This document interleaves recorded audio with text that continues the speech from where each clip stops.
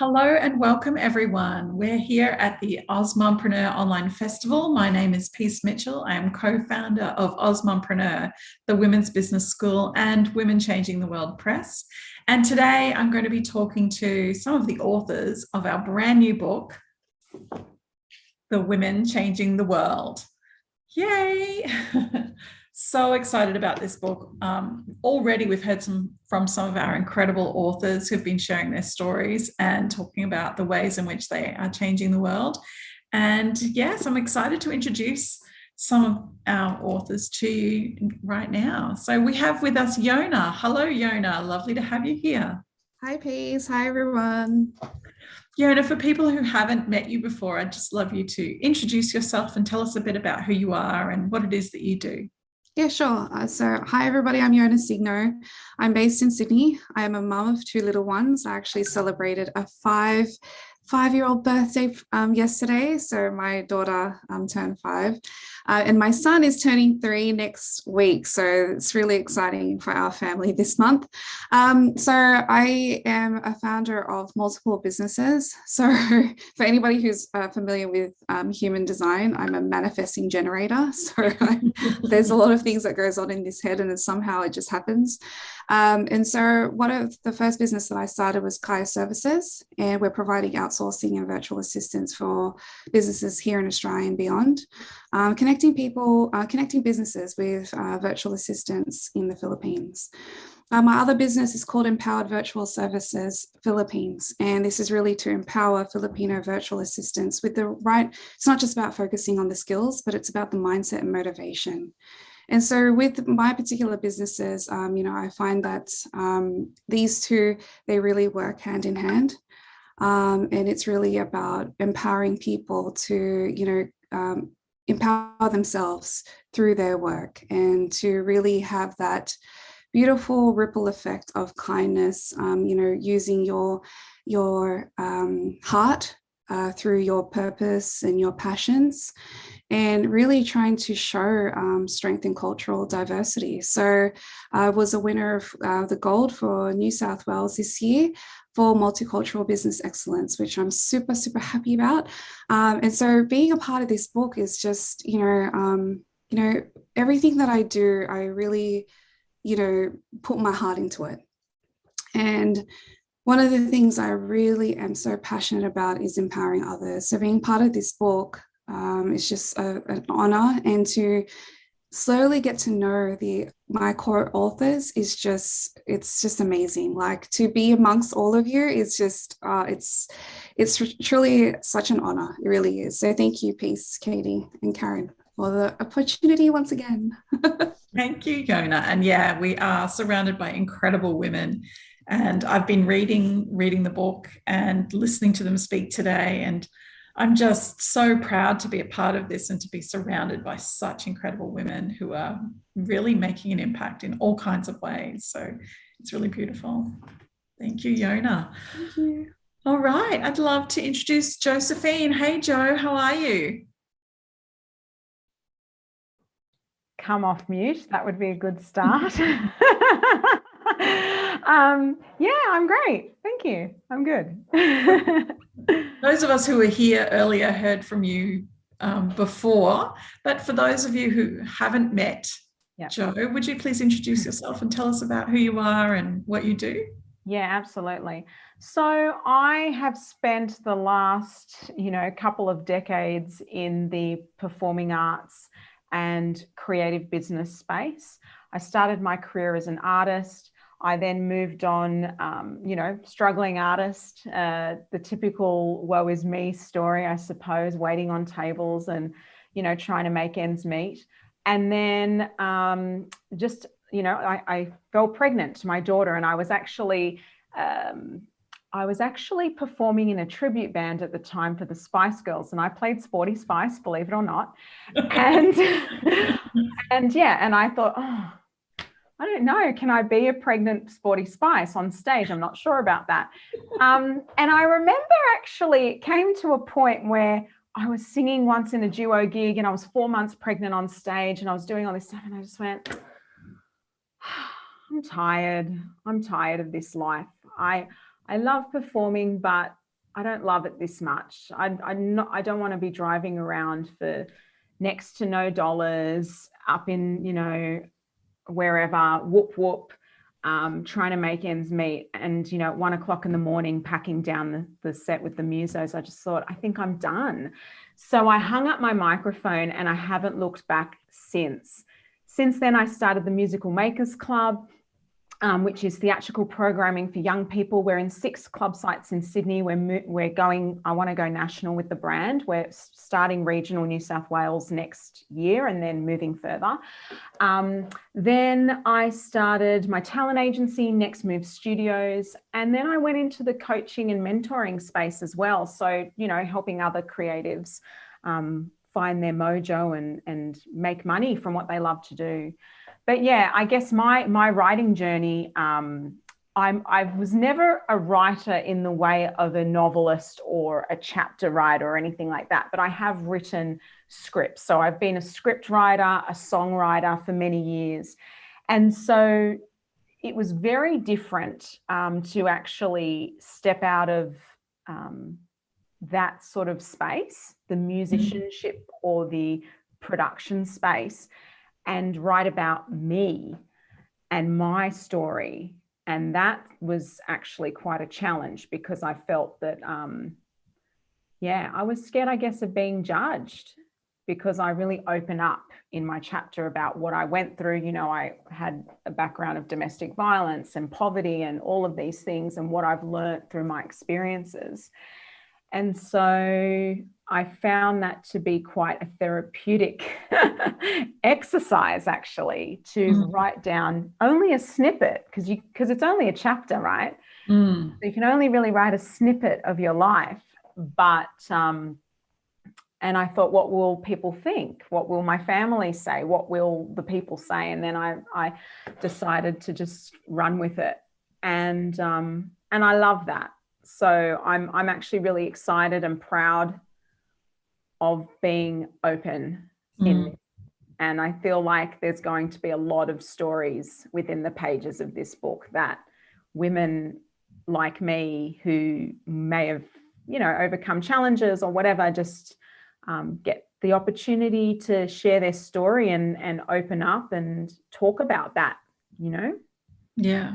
Yeah. And I think, it does take a lot of courage to be so vulnerable in sharing your story, because that's not easy to do. It's not easy to write about, particularly when it's, such hard topics that you've written about: domestic violence, homelessness. You were so young when you left home. Yeah. That stuff was hard.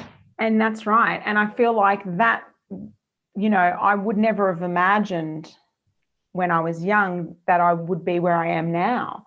And that is, I have a comfortable life. I have a good life, and it's not come without challenges. But I think that's a really beautiful story, that anyone can sort of rise above the trenches of their life, so to speak, and accomplish whatever they want to accomplish. And even, becoming a published author, there you go. Putting myself out there in this world was new. But yeah, I just felt that it was time to share my story and give it a go. And it actually came quite naturally to, once I started writing, you couldn't stop me. And then I had to actually cull. I was like, oh my gosh, how many words do I have to write? How am I going to do this? And then by the time I got to the end of it, I'm like, I got too many words. Now I've got to pull it back and down. So that's actually made me think maybe I've got a book in me one day, like a whole book. So you never know. I think you do. I'm pretty sure you do. Yeah. But yeah, your story was incredible. And I think, imagine if we could go back in time and tell your younger self that it's all going to be okay. Absolutely. Yeah, beautiful. Thanks, Jo. Let's go to Maria. Hi, Maria. How are you? You're on mute. We can't hear you yet. There we go. Hi. Maria, for those of us who haven't met you before, would you please introduce yourself and tell us a bit about who you are and what you do?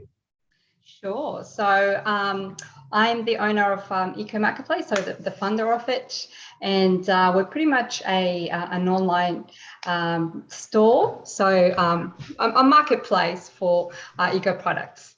So yes, we started not too long ago, probably about a year and a half ago. So we're fairly new, but I've gone in businesses before, and yeah, so this is my next chapter in a business. Wonderful. Well, it's wonderful to have you here. Thank you. Thank you. Karen Dennett is here as well. Karen, we heard from you earlier, but for those of us who are just joining now, would you please introduce yourself and tell us about who you are and what it is that you do? Yeah, of course. So my name's Karen Dennett, and I basically started off school. I'm going right the way back to who I am, but it very much in links to my part of the story and why I do what I do. So I started off in a school, bog standard comprehensive in the UK. You can probably hear from my accent. And I didn't really fit into the school mold, never been very academic, didn't really have a lot of guidance and direction at school. Didn't really feel that there was any careers, and generally speaking, that the main expectation from me, from parents, from family, was just really that I would, leave school, maybe go to college, get a job, find a husband, get married, have kids. And for me, that actually felt incredibly painful. The thought of just staying in one place and just sort of that being my life forever. And that's not that there's a problem with doing that, because I know loads of people do that and they're really happy. But from my perspective, I just felt there was so much more that I wanted to do, so much more I wanted to see. And so, but I didn't really have any purpose or direction. I never really knew what I could do or where I could go, because I didn't actually have that guidance or those opportunities, and I wasn't academic. So I had a lot of imposter syndrome. And, I also had this massive hang up that, I'm not pretty enough, only pretty people get anywhere, people, you're overlooked, you're just average. So there was lots of imposter syndrome. And the biggest thing for me was that I joined when I was 15, an organisation called Air Cadets. And I actually joined, I'm not going to lie, because my friend told me there was someone there that looked like Tom Cruise. It was the early 90s. And I was like, yes, put me down there.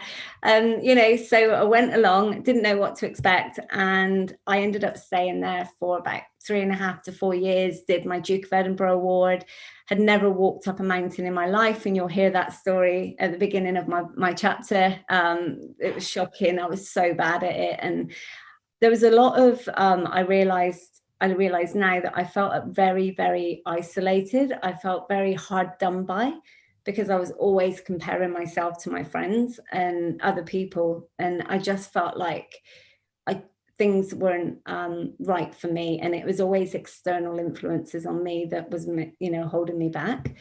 Fast forward, I went, Air Cadets gave me so many opportunities to actually just explore my own self-belief, because I got the opportunity to do things and say, oh, I did that.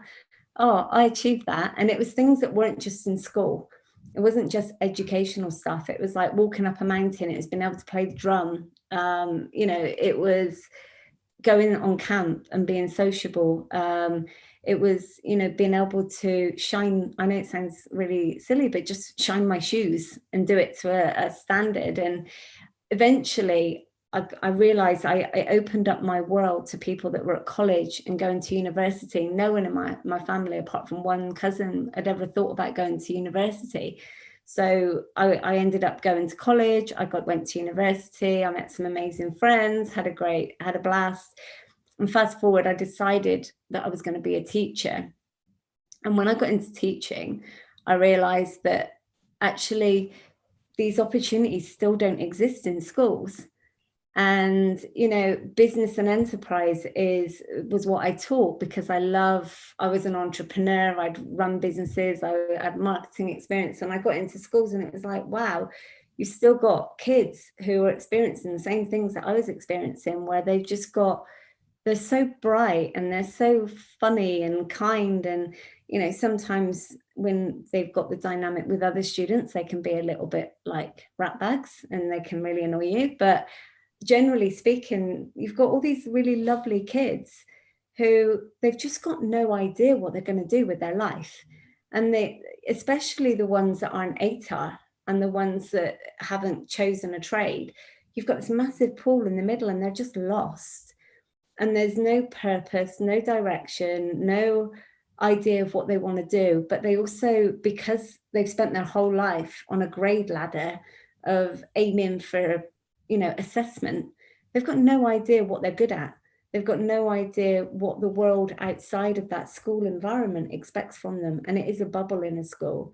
So for me, what I wanted to do was create those opportunities for young people to learn from people outside, people in industry, get professional mentorship, actually open their eyes to what the world is beyond the school grounds, and to help them to lead, to help them to really discover that they've got value and that they can bring that to the world. Because once you truly invest in young people and you show them that someone cares, and you show them and you encourage them, I think last Thursday at our Future Female Leaders event was absolute testament to the amazing, incredible transformation that can take place when young people know you believe in them. And that's essentially what I'm trying to do. And that's what my chapter's about. It's about helping really bring in that gap between industry and education. But it's more than just industry. It's everything, all the opportunities, everything that's out there for them. And for them to see what they're really capable of, and to, unleash that, I guess, and let them really explore and have those opportunities. So that's me. Mm-hmm. Yeah, and it's incredible. It's more than just connecting them to industry and education. It's that personal growth as well, that personal development, which I think schools don't focus on that. They're very much about, well, the maths assessment's due and the English assessment's due, but what about that sense of self and that courage and confidence and all of that? I feel like that's missing in education. Definitely. I mean, we say to kids all the time, what do you want to do when you leave school? But what we're essentially asking them, the question we're asking them is, where do you want to put your value? Yeah. But how can they answer that question when they have no idea what value they have to bring in the first place? Yes. They feel they have none because they're just thinking that they're not academic. So yeah, no, I love what you're doing. I feel like education needs to be disrupted and needs to be looked at in a whole new way, because you're right, there is this whole group of kids in the middle who aren't necessarily academic, who don't know what they want to do, who won't go to university, but they still have so much value to bring, and they have so many gifts, but those gifts aren't always recognized in the traditional report card subjects. So yeah, it's important. Thank you, Karen. Yona, we might go back to you. Yona, I really love the work that you're doing, and I do believe that you are changing the world through the work that you're doing. Can you tell us a bit more about why you do what you do? Goodness. Okay, I'll promise I'll make sure I don't shed any tears or anything like that. No, so I'm from the Philippines. So I was born in the Philippines, and so obviously both the Philippines and Australia holds a very, very special place in my heart. I came here when I was 5 years old, and so I didn't actually fly back to the Philippines until I was my early 20s. So there was a real big gap there where all I knew was Australia. But at the same time, I knew that I'm Filipino. I'm from a different, of a different heritage. And so when we flew back there, it was a real different experience. Like, Filipinos are I'm not too sure if you've got any Filipino friends, but we're really family-oriented people. And, food is so important to us as well. Laughter, love, all of that. All of our gatherings is centered around that. And so, having experienced that at, early 20s, you it really made an impact on me, because, you know, it was really, there was a lot of events that happened during that time, but it was really an eye-opener in terms of, oh wow, this is where I'm from, like this is where I was born. And just knowing about the people and how they really hold, you know, in terms of their hospitality, how much they value their family, and really just trying to put their heart in everything that they do. I really learned all of that during this first trip, and I just realized that that was just the beginning of my trips to the Philippines. Anyway, fast forward, you know, a few years later, I've had, you know, we've gone through many travel experiences and had to live there for a short period of time because of my husband's work. And so again, it was another experience. You know, this time we also had a little one. And so it was, you know, life had changed and it evolved, and so do we.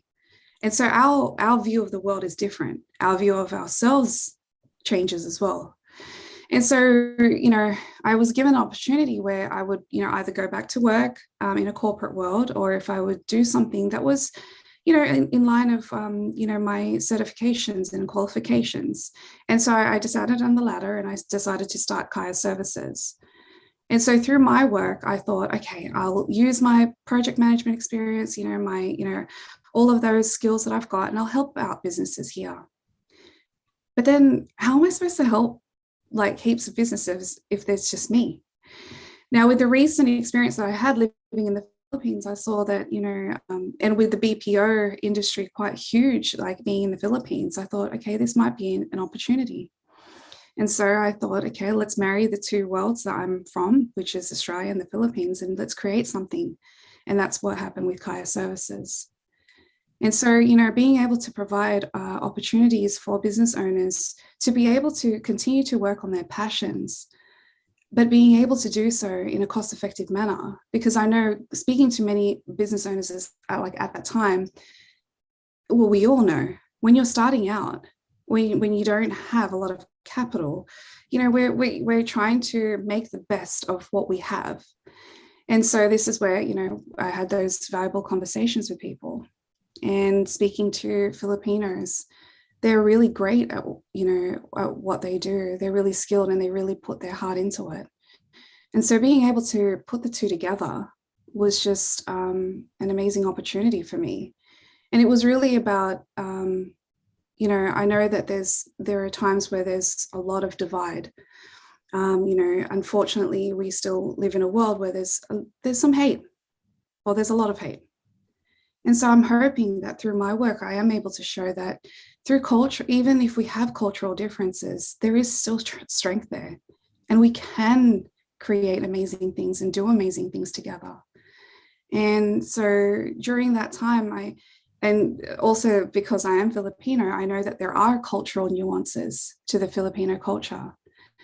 And so I could see that there was also an area of opportunity in terms of being able to develop people, being able to develop the Filipino virtual professionals in terms of their mindset and motivation.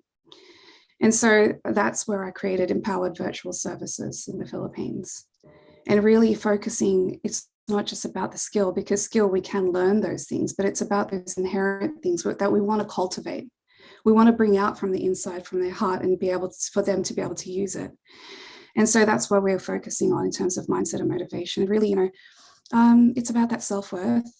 And I think sometimes when you're coming from a place where there's a lot of poverty, sometimes there's that, you know, I suppose sometimes you get confused, or, you know, you're uncertain, or how to show yourself in the best light without, you know, others thinking that you're being a show off or anything like that, because that's quite big in the culture. Mm-hmm. And so, you know, being able to understand, coming from a country like Australia, and then also understanding the culture and how people think, I'm also able to help my own experiences from here and trying to give them that voice. And so that's how all of this has happened. And I'm super passionate about all of the work that I do. And it's really one of those things that I really hope that I can just continue to do. You know, and the cool thing about all of this is that even though we have a pandemic, because of technology, I can still continue to do the work that I can do, and my team can still continue to do the work that they can do. And I think during this pandemic, it was actually really, really important for them. Philippines was one of the countries that was really hard hit. And they still are experiencing that. With still, quarantine rules still, can go up and down over there. And so giving them that a little, that bit of hope and trying to be a part of that. And I guess that's the message that I'm trying to spread in terms of, that ripple effect of kindness. When you're impacting at least one person from a family, especially if it's a mum, you're impacting that family. And from there, it impacts a community. And then from there, if you really want to, you can make changes in the country and then have impacts and make, waves throughout the globe. And so I'm really hoping that through my work, I'm able to do that. Even if it's small, it's still a ripple. And I really hope that I'm giving my children, showing them the steps, or being a good role model, so that they too will just have that kindness in their hearts. And so, yeah, it's, it's been amazing. And, going from being a part of the first book of Back Yourself, which is a very different book. It was a business book, right? And then coming into the Women Changing the World, there was that personal heart into it, like even more. Like I put heart into the other one, but this one, like I was telling Karen after I read the edit, I was just like, oh, I'm getting teary just reading it. And she's like, get out your tissue box, because once you read the whole book, you're going to be like in tears. And I'm like, oh my God. So yeah, I'm super excited. And I think, if we can all collectively come together and just do our bit, each and every one of us, we really can make the world a better place. And it's really about that. It's, being the change you want to see in the world.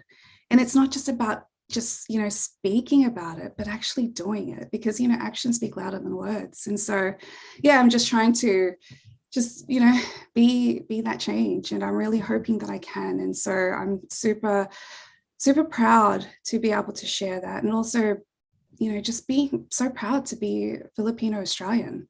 Like this is a blessing. And so if I'm able to share that with other people, then I will. And so, yeah, I'm just, so overjoyed, really. And I'm really feeling thankful, grateful, and blessed through this experience. Yeah, it's wonderful, Yona. Wonderful. And, you touched on it, but the Philippines have had such a tough lockdown. There was months and months and months where children, anyone under 18 or over 60, I think it was, were not allowed outside of their house. That's right. So it was only just recently. Yeah. It was only just recently, probably, I think 2 to 3 weeks ago, that little kids could go out, and also the seniors could go out. So I know my aunties and would say to me, we're now like the kids, like, how previously they were saying when they were younger, they were like the teenagers, don't let the teenagers out. And they were saying, oh gosh, now that we're in our 60s, 70s and 80s, they're the ones being told to stay home. So, but it was only for their safety, like it was hard. Like even just as a leader, or as a human being, to see your team go through that was really, really hard, and to see friends go through that too. So, just on that topic, like I had team members who had COVID. I had team members who had family who were in hospital, and I also had team members who had family members pass away from COVID. So it was real. Like it was really one of those things that it really tested me as a human being too, because, you're trying so hard to be strong for other people. But there is nothing you can do to prepare you in those situations. And so it was a real learning for me too during this whole period of time. But yeah, it's one of those things that, we really try to stay sane, or to just be level-headed or grounded, just to try to stay and be faithful. I think that's all that's really, because Philippines is quite a faithful country. And so that's really what a lot of people have held on to. And Yona, one of the ways I know that you stay grounded and stay positive is through using gratitude. Yeah. Yes, exactly. And, as you know, when we like to really start our team meetings with just speaking about one thing, at least one thing that we're grateful for. And so this, I think, coming from a place where it's that attitude of gratitude, it goes a long way. There are studies where when we come from a place of gratitude and we live with that gratitude constantly, it does change us. There's a physiological change, and there's something that happens to us. And so this is one of the things that we constantly remind everybody. I know that things can get tough, yeah, for sure, but there is at least one thing that we could be grateful for, and just constantly reminding ourselves for that one thing that we're grateful for, it will make a huge difference. And we actually realize how absolutely blessed we are because of those things, like clean water, running water on tap. All of that is just, all of those things that we may take for granted, but that for others, it's something that is, gold for them. And so, yeah, that's definitely one of the things that I love to do, which is really something that we do also as a family. So it's not just something that I, do in business, but it's also something that we do for our family. And so yesterday I asked my daughter, and, it was just one of those things where I was like, what are you grateful for? And firstly, she was like, hot chocolate, she says. But, one of the things that I was so like that literally I teared up. She said she was grateful for her brother, like her little brother. So, it's just, yeah, one of those things that, there you go. I'm starting to get teary now, but, but yeah, it's just one of those things that is really something that I think is important for everybody to do, just to come from that place of gratitude. Absolutely. Oh, thank you so much, Yona. So beautiful. So beautiful. Let me just wipe my tears now. Keep doing that work you're doing, because it's incredible, and the ripple effect is powerful. Thank you, Peace. Yeah, thank you. Maria, I'd love to come to you now. And I've started reading your chapter, so I've read the first part of it, but I'd love for you to talk to us about your why and your inspiration for starting your business and the work that you do. Okay, so I think the main why was when I had my daughter, and I just started thinking, when you have a child, you can't be selfish anymore. So it's all about the child. And before that, it was pretty much all about, work, corporate world, and making money, or you know what I mean. It's all selfish sort of thing. It's all about me. And then once you have a child, you start thinking about the future a bit more, and then you think, what can I do for her future? And like when I started sort of changing her nappies, or even though I try to be as environmentally friendly as I could, I started realizing how much waste there was from one tiny baby. And I started thinking, okay, how can I change my ways, just one little bit at a time, because every new mum knows how limited time is. They don't have much time at all. So I slowly sort of started changing, and then I started changing myself, as in internally, because when you have a little one just always kind of screaming out and blah, blah, blah, your head kind of goes, So I started doing meditation. I started actually trying to change within myself, and thinking of ways that I can first change myself, because if I'm not in the right state of mind, or I'm not healthy, I can't look after anyone else. I can't do a business. I can't do anything. So when your health is not 100%, when your mind, you're not there 100%, everything else just becomes impossible. So I think the book, what I wanted to write, was just about starting to change within yourself first. So what can you do within yourself to change before you can start helping others or the world? I believe we need to look within us and go, okay, how can I be 100%. So then I can start changing the world. I can teach my daughter how to change the world, and I can lead by example as well. So I wrote a bit about my story as well, and how I grew up in South America. I lived in poverty as well, but I grew up with a bunch of wonderful, strong women. So, and they really taught me, each one taught me different things and different ways of thinking to pretty much help me throughout my life. And and I realized now that I'm a mum, how much they have helped me, and how much I can now teach my daughter as well on what to do. So I started working within myself, and then I started looking around my surrounds, so my house, and I started thinking, okay, what little changes can I make that can eventually make an impact, not only on our lives, but the world as well. So, composting, just very, very small changes, using cloth nappies, like just very small things, using my own cups, or not limiting the plastic that I used, and all these tiny little things. And then once I did that and I felt comfortable, then I thought, okay, what else can I do? Because you start kind of getting confident within yourself, especially because you worked within yourself as well in your health.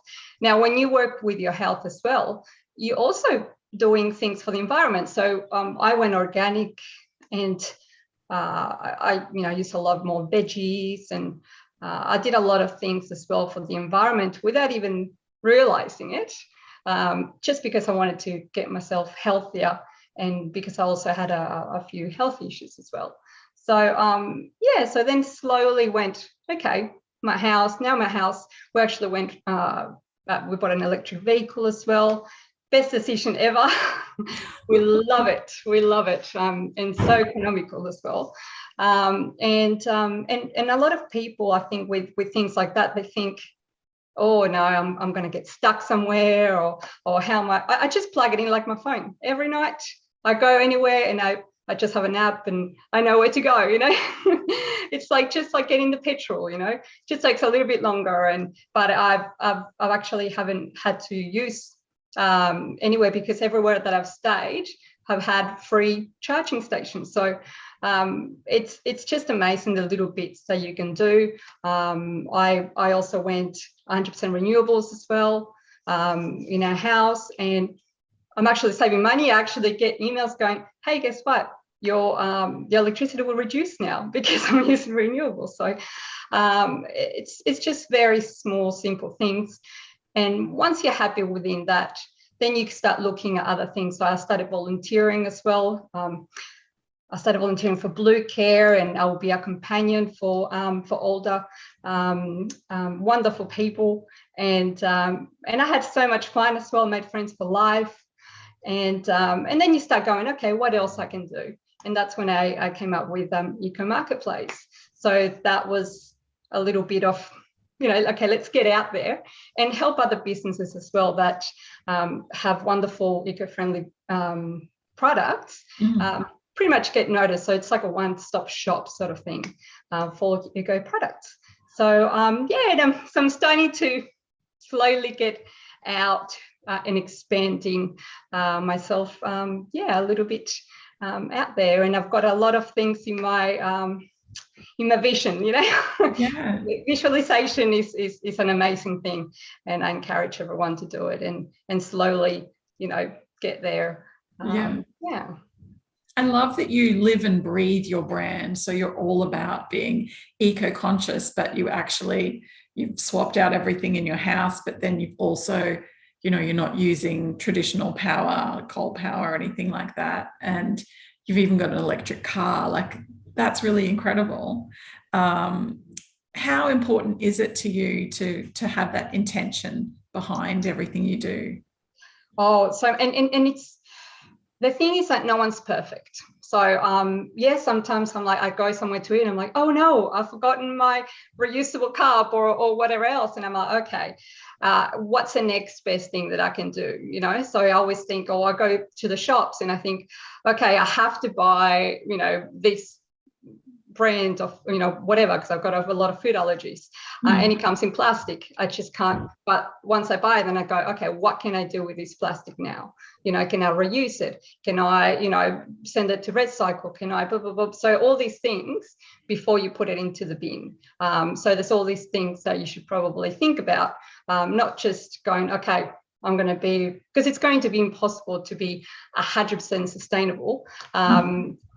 I'll have to live under a tree, you know. You know, so, but the important thing to me is just making small changes, because those small changes will lead to bigger and greater things. And usually when friends and family see your changes, then they start going, oh, she can do it.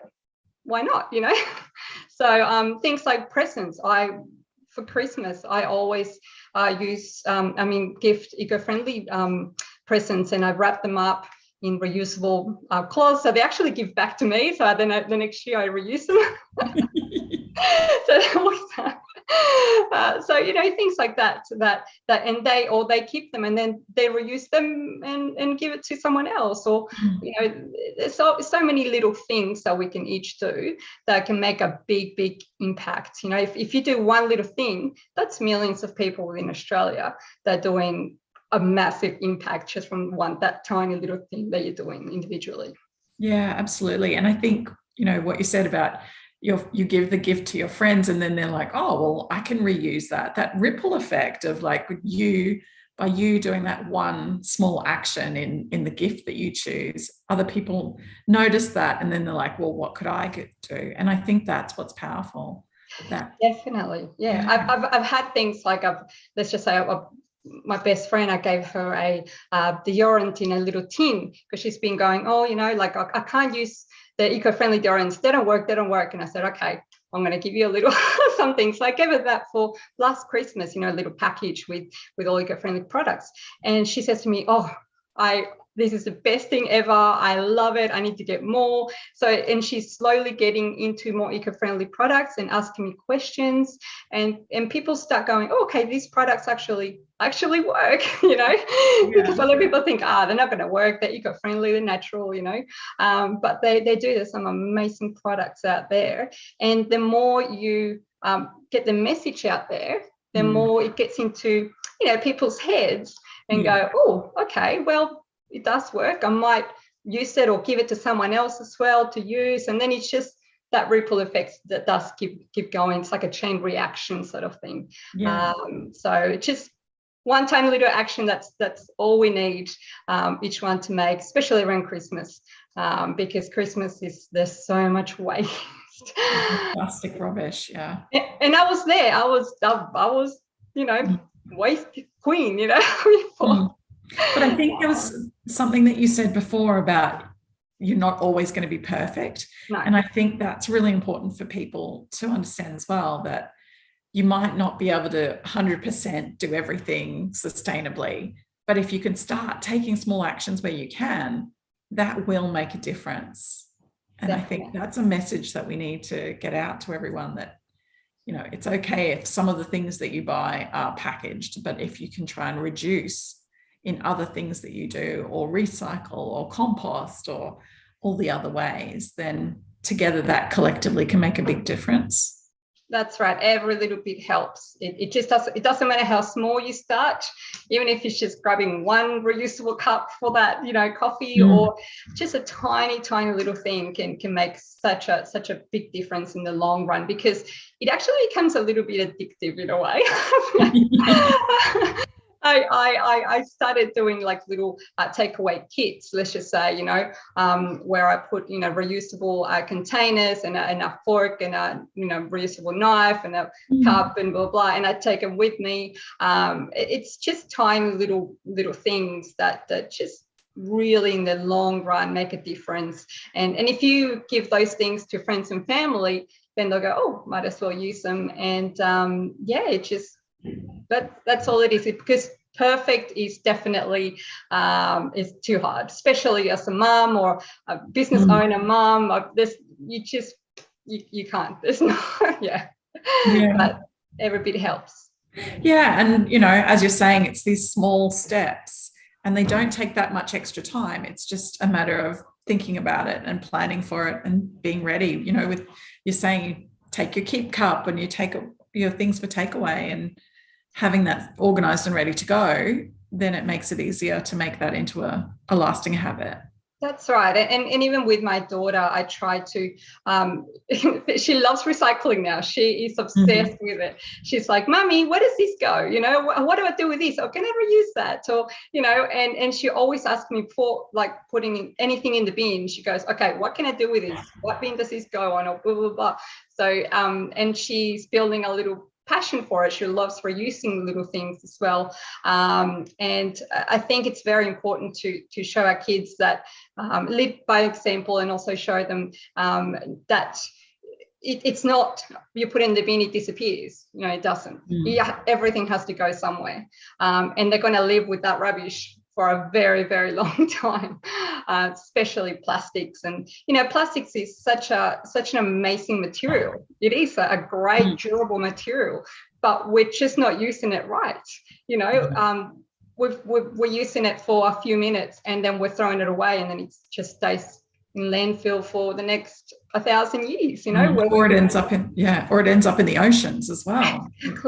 Exactly. So another thing as well, I'm trying to teach her about the ocean and what happens with plastics. And if she asks me, Mummy, can I have this plastic toy? I don't say no. What I say is, look, this is what happens with this plastic toy, and then she understands, and then she goes, oh, okay, yeah, no, well, and she tries to look for something a bit more sustainable. So I'm not saying she doesn't have plastic toys because she's got grandmas and grandpa, Of course. And even though I say no plastic, they still get plastic. But then she understands what to do, things like dolls. Like, I actually kept my dolls from when I was little, so she's got 30-year-old dolls right now. And the whole house, and it's all made out of plastic, but it's usable, reusable, and durable plastic, and she loves it. And things like around the house, we always try to find secondhand things, or things that we can give it a new purpose. I actually really hate buying brand new things. I'm just like, but whenever we just try to reuse or repurpose, or try to give it a new life. And you're also you're actually saving a lot of money as well with it too. Yeah, absolutely. Oh, wonderful. Thank you. It's been wonderful chatting with you and learning more about how to be more sustainable in really quite easy and simple ways. We can all be part of that. So, yeah. Thank you. Yeah, I hope so. Jo, I'd love to come back to you now. I know that music is so powerful, but you have a really special connection with music. Yes. Do you want to tell us about your relationship to music and why you love music so much? Yeah, I mean, I started very young being drawn to music, and I actually talk about that in the chapter of my of the book. But yes, it started very young. My sisters used to do piano lessons, and I used to hear the piano all the time. And then I guess, music was my safe space. So I used to sing to myself, and it was a very private thing that I enjoyed. And I always felt that I had a natural ability towards it. And it was just something that I deeply connected to. I mean, I would be very little. We're talking, primary school age, less than 10. And I would be reading musical scores from the piano and trying to make sense of the notes, and sing at the top of my lungs. And I'd cry at every, at the drop of a hat if the song was emotional, or I just enjoyed it. I enjoyed even tapping into the tears of the emotion of a song, or like I enjoyed that process.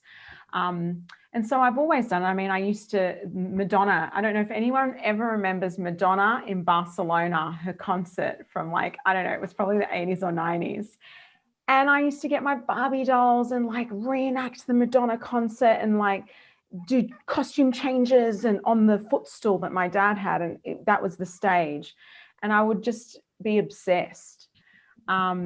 So that's sort of my love affair with music, how it all started from a very young age. And I suppose that became my, like I said, my safe space. So then when I finally was in a position, you know, decades later, to create a music space that was safe and accepting and inclusive for kids, that was what I did. And that is the Musical Makers Club. I mean, I really have what I call a Stardom Philosophy. And that is that everybody is a star. And I know how naff that sounds, but what that really means is that everybody has a limelight that they can step into. Everybody has talent. I believe everybody has talent. I really do. And it may not be the best singing talent. It may be great personality, charisma, whatever. The X factor that we see in superstars around the world, what we know as superstars, is really just because we branded them as such. So I'm not talking about commercial stardom. I'm not talking about fame, money. I'm talking about that feeling you get inside yourself where you really feel like, you know, I've got this. I'm a rock star. And so that's what we try to do with the Musical Makers Club. We try to empower young people to make them feel like they can conquer a lead role when they've never done a drama class in their life. I think theatre and all like art should be accessible to all young people. And I think that unfortunately there's a culture of, you know, you're either in or you're out. It's the audition process, right? The audition process that performing artists go through. And that makes sense at a professional level, but I don't think that kids need to be exposed to the audition process within a learning environment.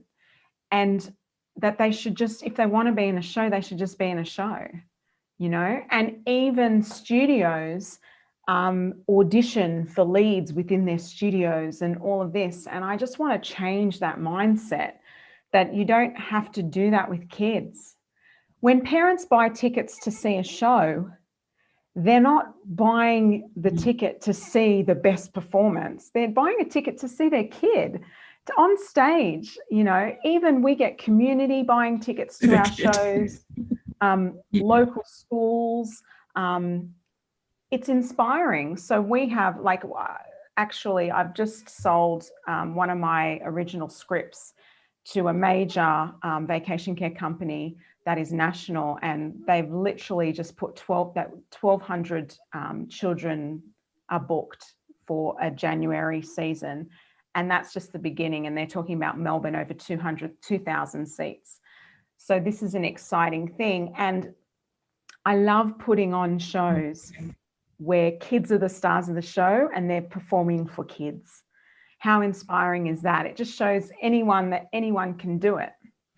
So I guess because I didn't have those opportunities as a kid, because of a whole multitude of reasons, you know, not just the domestic violence side of things, but also just the resources, the support, the network, the know-how. The cost. Yeah. So I am now trying to make that accessible. We have scholarship programs as well, which is really beautiful. So we tap into, you know, underprivileged kids who want to be a part of what we do but can't pay the price. We have scholarship programs. So I think it's all about that accessibility and providing something that I never had growing up. Like the Musical Makers Club is basically the program I wish I had when I was a kid. And then that moved into the talent agency as well. So being an agent and representing artists, young emerging artists who want to step into the world and, you know, I guess are fearful of approaching an agent because of that rejection factor. So we're an inclusive agency, which basically means anyone who wants to be represented can be represented, because there is a place for you in this industry. It's my job to find it. So it doesn't matter about ability, size, ethnicity. You know, I believe in blind casting, which basically means there's no rules on who can play Annie in Annie. Like, we can, you know, ethnicity wise, we don't have to play by the rule book. You know, Morticia in the Addams Family is traditionally very waif thin. Well, you know, and that's okay. That's her body type. But traditionally, every time it's recast, they choose someone who mimics the original character. But actually, the best person for the gig was a plus size girl, and she was Morticia. So I don't care that she doesn't fit the mold. She's Morticia because that's what her skill set is, and she should be. So all of that, that's what I mean by inclusive. Just creating a safe space where everyone is welcome and your talent is able to shine, regardless of what society tells you you should or shouldn't do. We're saying that's crap. And you can do whatever you want to do, right? So that's my whole journey of my connection to that music and creating that safe space, I suppose. I love that. And in your chapter, you talked about there was a young boy who was the lead in the show, and opening night, there was no sign of him and you had to go find him. Can you tell us about? Yes. He was such a talented young guy. He was only about 14 at the time. And, you know, I really resonated with him because he came from a home of, you know, abuse and neglect, which was a similar story to mine. And so I know what that feels like. And so on show day, he'd done all of this preparation. You know, he was catching the bus himself every single week to these rehearsals. He was on a scholarship program. And he really was so excited to be a part of it. But yet on show day, he didn't show up. And so I wasn't going to have it. I'm like, no way. We've got contingency plans. It wasn't about the show must go on and that kid's got to be on stage. It wasn't anything to do with that. We've got contingency plans. We've got backup kids, understudies, coaches who can step on stage and play the role if need be. It wasn't about that for me at all. It was about, I wanted that kid to have his moment. And that was just so important to me. And I remember on show day, which is the busiest day of the year, I said to the team, right, I'm going to get him. I'm going to drive to his house. I'm going to get this kid because I want him to be here. And I did. I went and I picked him up and brought him to the show, and no one from his family came to see him. I offered the family free tickets, come and see him, you know. No one did. And I'm going to get upset because I know what that feels like. You know, that feeling of no one in the audience for you.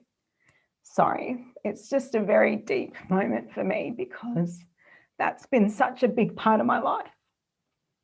And I wanted him to have his moment, you know, and that's what changing the world means to me.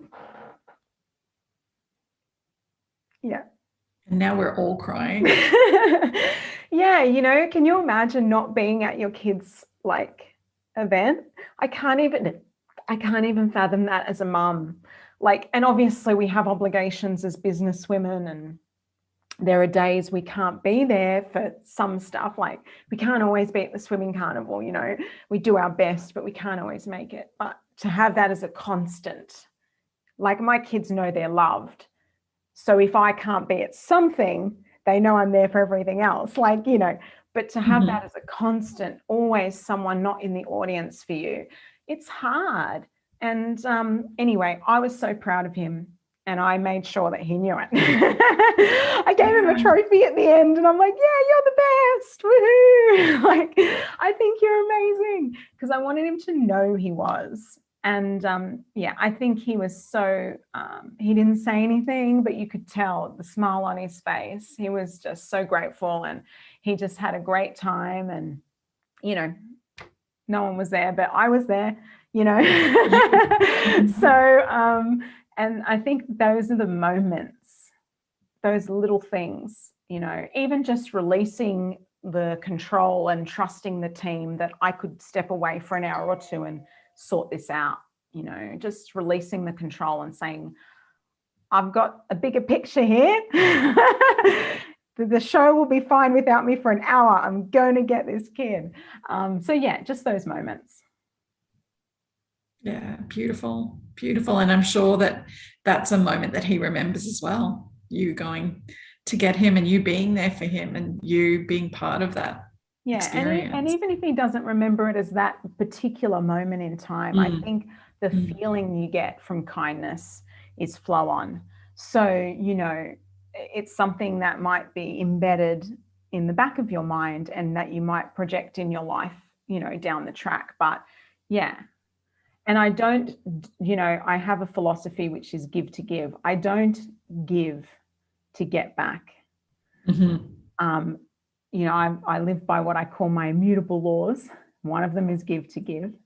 And so, yeah, it's not about getting back is not what this is about. Like if he never remembers that moment, I'm cool with that, you know, because I think there is a natural flow on and the impact is in that hopefully one day he will do the same for someone else. That's it. That's what it's about. Beautiful. Oh, well, this has been such an incredible session. Where that's time now. But yeah, thank you so much, Josephine. Thank you to all of our panelists today, Yona, Maria, and Karen. It's just been so wonderful chatting with you and hearing your stories. And if you haven't ordered a copy of the book, Women Changing the World, please make sure you do. It's just such a beautiful book, just filled with incredible stories from women who are making an impact in big and small ways. And those ripple effects are going out into the world and really, really making a difference. So thank you, everyone. We have our cocktail party happening tonight at 8 p.m. New South Wales time, AEDT, which is 7 p.m. in Queensland, which is 5 p.m. in Western Australia. So please join us. We would love to see you. And thank you so much, everyone, for being here, for everyone watching on the recording as well. And we'll see you again soon. Thanks, everyone. Bye. Bye.